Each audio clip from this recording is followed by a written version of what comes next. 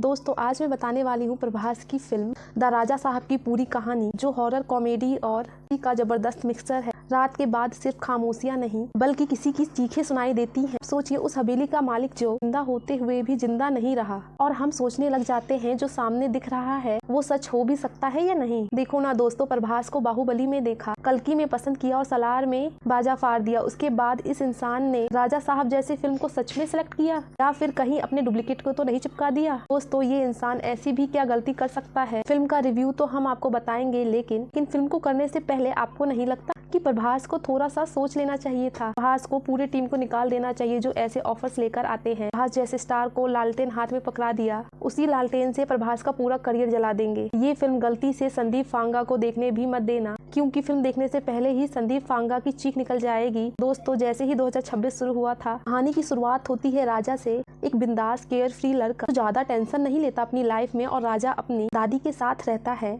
और दादी को एक ही बात सताती रहती है। उनका पति यानी राजा के दादाजी।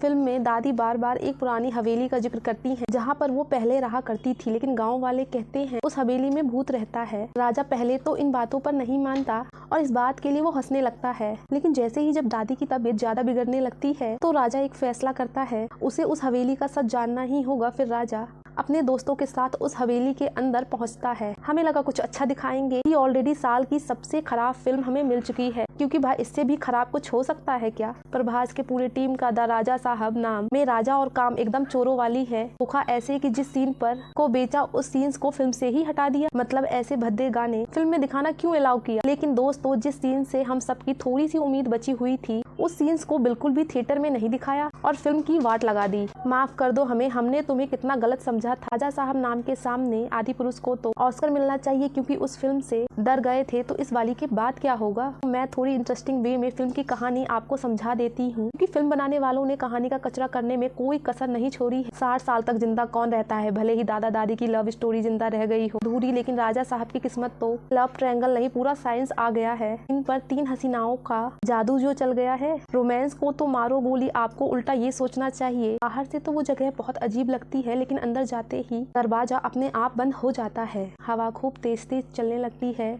और दीवारों पर चलती हुई परछाइयां भी दिखने लगती हैं। कभी डर तो कभी कॉमेडी का तड़का लगता रहता है। राजा और उसके दोस्त बहुत ज्यादा घबरा जाते हैं। तभी उस वक्त राजा को एक बात समझ में आती है, इस हवेली के अंदर कोई तो बहुत बड़ी ताकतवर चीज कैद है। जैसे ही धीरे धीरे सच सामने आने लगता है, राजा के दादा कभी जो इस हवेली में मालिक हुआ करते थे, और वो एक नंबर के लालची और घमंडी इंसान थे और बहुत ही ज्यादा स्वार्थी इंसान थे, और उन्होंने अपनी ताकत बढ़ाने के लिए काली विद्या का सहारा लिया, लेकिन वही काली ताकत उनके लिए श्राप बन गई और उनके मौत के बाद वो एक खूंखार आत्मा बन गए, और उनके मौत के बाद वो एक भयानक आत्मा बन गए जो इस हवेली से अब बाहर नहीं जा सकते। अब वो चाहते हैं कि राजा भी उनके जैसा ही बन जाए।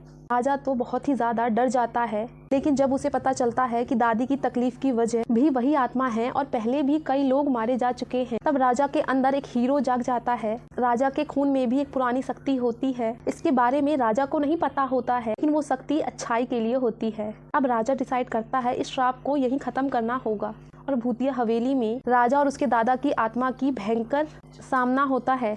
अंधेरा, बिजली और खौफनाक मोहल्ले ने तो आखिर राजा अपनी पूरी ताकत लगा देता है। एक जबरदस्त टक्कर के बाद, जैसे कि ये कहानी अभी पूरी तरह से खत्म नहीं हुई है। हवेली का श्राप टूट जाता है और आत्मा को मुक्ति मिल जाती है और दादी को शांति, और बाद में सब कुछ ठीक हो जाता है। लेकिन लास्ट के सीन्स में एक रहस्य इशारा मिलता है। ऐसा बहुत कम होता है लाइफ में, जब आंखों देखी बात पर यकीन नहीं होता है कि ये भूतिया कहानी में इंसानों वाली कहानी कहां से आ गई, और अचानक से राजा साहब का सेट बाहुबली के सेट में कैसे बदल गया। तो 3 घंटे 3 मिनट की फिल्म में 3 सेकंड का एक भी सीन रियल नहीं लगा। ग्रीन स्क्रीन पर सबका सूट मारा है। काश असली प्रभास को लेकर आता, इस बेइज्जती से डुप्लीकेट वाला शायद बच जाता। लगता है नकली फिल्म, नकली एक्टिंग, नकली हीरो और नकली डायरेक्टर, उसी तरह नकली रिव्यू लाए कुछ बताने के लिए होना भी तो चाहिए इस फिल्म में। जो बाहुबली में एक्टर भल्लाल से लड़ रहा था, अब उसको BFX मगरमच्छ से लड़ा रहे हैं। फिल्म बना रहा था, ये कॉमेडी फिल्म बनाने की प्रैक्टिस कर रहा था। टाइम फिल्म की हीरोइन के कपड़े सिलेक्ट करने में लगाए होंगे, इतना ही टाइम में कुछ अच्छा सोच सकते थे। आपको अगर ये फिल्म की स्टोरी पसंद आए तो टिकट बुक कर लेना और फैमिली के साथ जाकर भी देख लेना। हॉरर के साथ साथ थोड़ी सी कॉमेडी भी है इस फिल्म में। तो ये थी राजा साहब की पूरी कहानी। आपको स्टोरी पसंद आए तो वीडियो को लाइक कर दो और चैनल को सब्सक्राइब कर दो। Take care and bye bye. Thank you.